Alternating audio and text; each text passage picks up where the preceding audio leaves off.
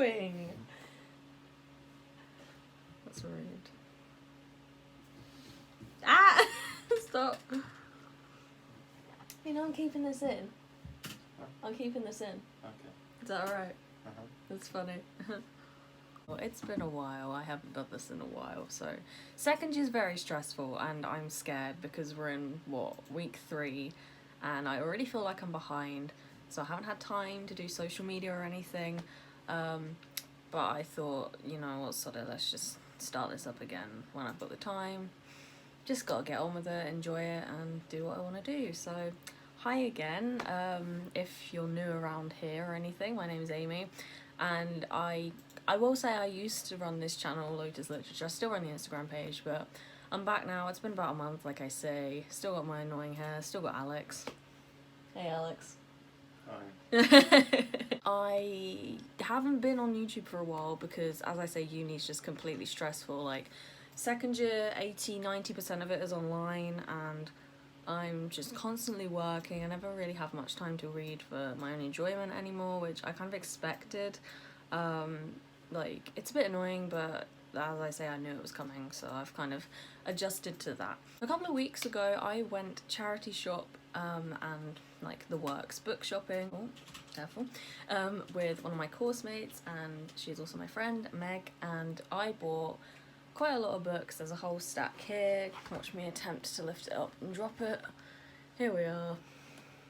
Thumbnail, nice. So I am basically just going to be showing you what I bought, my thoughts, why I bought them, whether it was just kind of like I've seen it on Bookstagram, whether it's something I've wanted for a while, recommendations, that sort of thing. So without any more waffling, I am going to get on and pretty much just show you and talk about all the books that I bought from the charity shops.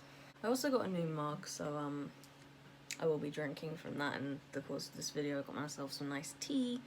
I just wanted to show off the cat mug because I'm a big cat person. So, and this was actually from Flying Tiger, which it was like £3. So here's an extra item for the video. This isn't necessarily the first book I got, but it's like just in the order of the stack that I've got next to me, and it's one that I've seen mainly because I was just on my PlayStation. I get like the Amazon Prime ads for what's new, and I saw that they adapted the book into an Amazon Prime series, and that is Little Fires Everywhere by Celeste Ng. And I have heard of Celeste Ng through Bookstagram and my friends, and because of her other novel, Everything I Never Told You. I asked someone on Bookstagram for a novel that's going to have me like thinking about it for days and days after, and they recommended me her other work. But I picked up Little Fires Everywhere because I want to read it and then watch the Amazon series. I've already made a bit of a dent in this one. I started it yesterday or the day before, I think, and I'm almost half done.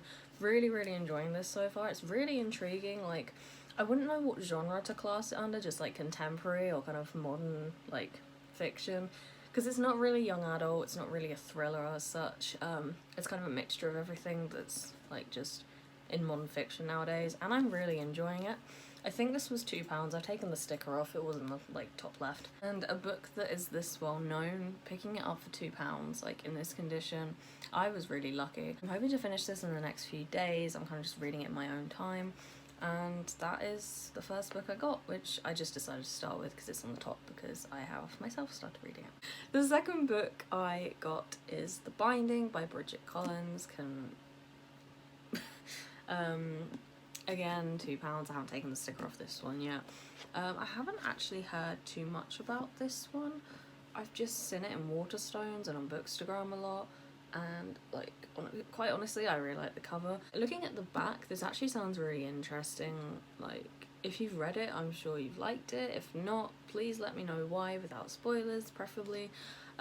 If you haven't read any of the books that I mentioned, by the way, please just do let me know what you thought of them. Like a general opinion, kind of, oh I liked it, oh I didn't like it, without spoilers, because no one likes spoilers. There's not much else I can really say about this one, just that I got it because I liked the cover. I mean, that's quite a common thing on Bookstagram, so I guess I shouldn't feel bad for saying that, but I do, so we're gonna move on. That's some good tea. The next book I'm going to be talking about is one which may be a little bit controversial, or at least I know it was quite controversial back when it was published, and I think it's actually been on like banned book lists, that kind of stuff. and I really wanted this specific cover because I love the artwork. I think it just looks really like unique and intriguing, and I've seen other covers on Amazon and in bookshops that I haven't really been attracted to, so I've been a bit finicky there. But I found it in Oxfam, and that is Bret Easton Ellis's American Psycho with this cover. I don't know if it's got a specific name. Cover illustration by Marshall Arisman, so if you want a reference, there you go. But I just think this cover, it's so unique. It really encaptures like the whole element of kind of horror and the unknown and kind of uncanny. You can't really depict exactly what it is because it's quite humanesque, but at the same time you're not really sure, you know, is that a man in a mask, is that a man in face paint, or at least I feel like that anyway. So this is really intriguing to me, and I've read like snippets of like the premise of American Psycho, and I really want to read this one before Halloween because I feel like it just kind of set the tone a bit more.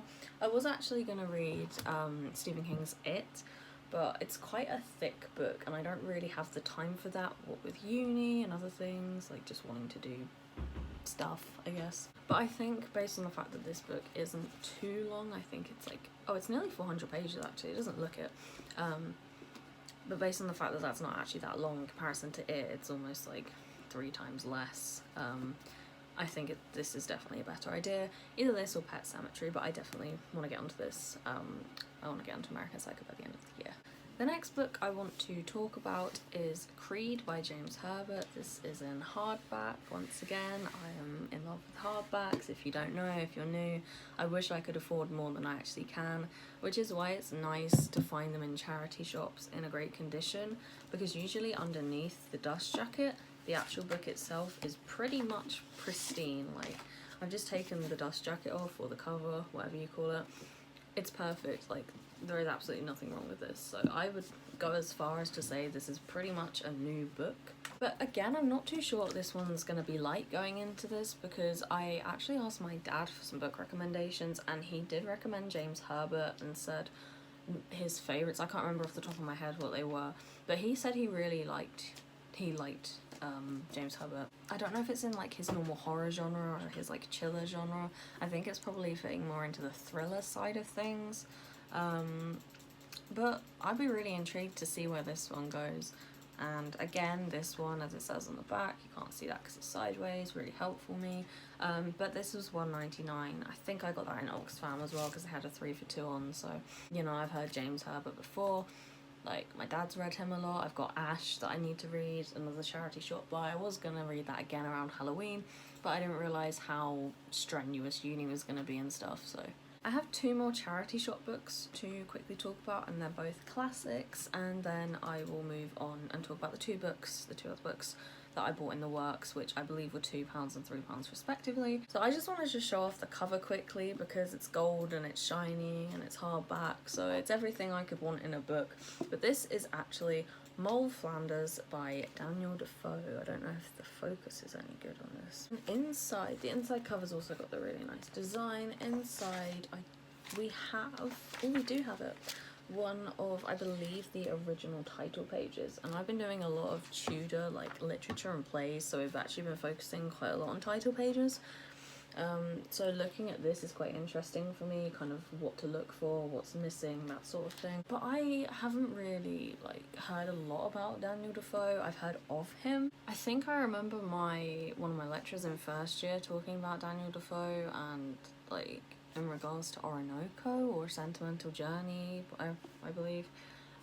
So it's kind of older literature, but I'm really interested to give this a go at some point because if you've watched any of my other videos, you'll know that I used to absolutely despise classics, and now I kind of have like a respect for them, and a lot of classics I actually love, like Little Women, Dracula, Frankenstein, Jane Eyre, Wuthering Heights. Like, I actually really liked those when I read them, and others like Jane Austen stuff I still don't really like, but I can respect that back then it was like a literary sensation. So like I said, I'm quite interested to try this very, very shiny, pretty book. I've saved this for last because it's the oldest one and like the oldest book in general that I have, and it was only £3, but this book is older than my grandparents, which I find a little bit surreal, you know, owning a lot of like modern books and like books from the 90s even and stuff like that. But this book, I believe the edition is from like 1906-ish, 1907, let me just check. Well, there's a note in the front, which is why I wanted to save it. So this book is, I won't go as far as to say ancient, but it's pretty old, pretty beat up, like a tiny little hardcover of Charles Dickens's The Pickwick Papers. And I have just finished Great Expectations. It's taken me all bloody month because of uni. So I finished it. I still gave it a 4 on Goodreads because I still quite liked it. Like, I liked the ending. It's a little bit ambiguous to me. But it's not as great as I remember thinking it was going to be. But moving back to the book, because I've been waffling a bit, this is the Pickwick Papers, and I probably shouldn't be handling a book this old so clumsily, but I wanted to show you. The note in the front is from 1926, and I find this kind of thing really interesting, like little personal notes in the front of old books. Like, this was clearly given as a Christmas present. I don't know how long it's been sat in the Oxfam shop, like it was actually on the bottom shelf tucked away, so all the pages are kind of ripped and torn a little bit, but I've never really had a book that's properly vintage like this, so I'm quite excited. This book looks tiny, but there's about 800 pages in here, which I found absolutely ludicrous because, you know, I haven't got any big books on me right now to show, but actually I do. This book has 400, hello. Oh, thank you. This book has like, what, 800, 900 pages? 860 pages. And you can see it's a chunky book. This book has 800 pages and is like, it fits inside it. And the font's not even that small. Yeah, that's pretty much all I want to say about that book. I do have 2 final books to show you, and I've deliberately saved these for last because they are new copies and they're kind of a second part of the video. And I got both of these from the works. If you're on Bookstagram, I can guarantee you will have seen these books 20, 30 times in the last few months going down your feed. And I almost got them because I kind of wanted to see, one of them I wanted to see like what the hype was around it. But both are, I think both are forms of historical fiction in a way. So I've got The Beekeeper of Aleppo on the bottom here. Love this cover, by the way. Love the sky blue and the hands and the little bee. And then I also have The Tattooist of Auschwitz because I really want to read more historical fiction, but I kind of want to branch away from like Khaled Hosseini style. I'm actually reading a advanced reader's copy of Kololo Hill on NetGalley at the moment, which is, I think it's probably historical fiction. That's what I'd class it under, like historical, moving a bit more into contemporary. But that's kind of Hosseini style, and that's why I'm loving it at the moment. I do need to spend a lot more time on that. It's my first NetGalley book, so I'm looking forward to reviewing it. But these two, I think, were £2 and £3 because the bottom one, Beekeeper of Aleppo, this was actually in the 3 for £5 section, but I couldn't find any other books that I wanted or didn't already own. So I just thought I'd get it standalone. Like, £2 isn't that bad for a book like this, which is normally like £4 or £5 on Amazon. And then The Tattooist of Auschwitz I bought for £3. It was just in like a separate section. But they also have, if you're interested and you have a Works near you, a lot of Works places have Silka's Journey, the sequel, as a hardback for £6, which £6 for a hardback. You need to get that. But that is every book that I got a couple of weeks ago. I know this is a very late video. I know I've been awful with uploading, but I have a new mug, so hey, I guess this video was worth it, right? Thank you very much for watching. I appreciate you taking the time out to listen to me waffle about books. If you have read any of the books that I've mentioned or have them on your to-be read pile, do let me know. I'd be interested in a buddy read. I've not done one of those before. I'll do my best to keep up with uni. Just DM me on Instagram, I'll always reply. I'll do my best to reply. Even if it's a few days late because of uni and I just don't check it that often, I will do my best, so feel free to message me. Thank you again, and I will hopefully, we can hope, see you in the near future. Goodbye.